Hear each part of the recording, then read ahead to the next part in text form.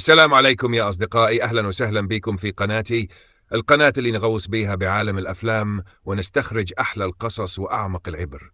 قبل لا نبدأ، لا تنسون الاشتراك وتفعيل الجرس، ولايك بسيط منكم يساعد يوصل الفيديو لناس أكثر ويشجعنا نكمل.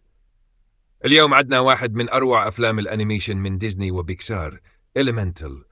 فيلم مو بس حب، لا، هو رحلة داخل مدينة مصممة على شكل عناصر الطبيعة: النار، الماء، الأرض والهواء، وكل عنصر عايش بطريقة خاصة به. نبدأ بقصتنا ويا إمبر، بنت من عنصر النار، عايشة ويا أهلها اللي هاجروا للمدينة وبنوا متجر صغير تعبوا عليه سنين.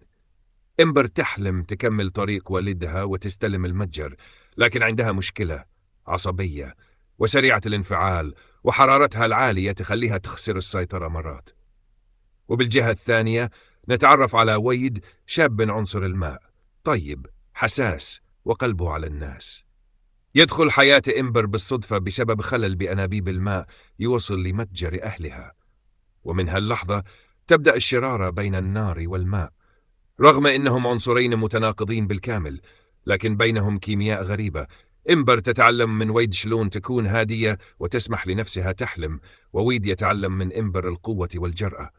الفيلم مليان لحظات تضحك ولحظات تلمس القلب، خصوصا لما إمبر تواجه أهلها وتعترف إن طريقها يمكن مختلف عن اللي هم يريدوه إلها.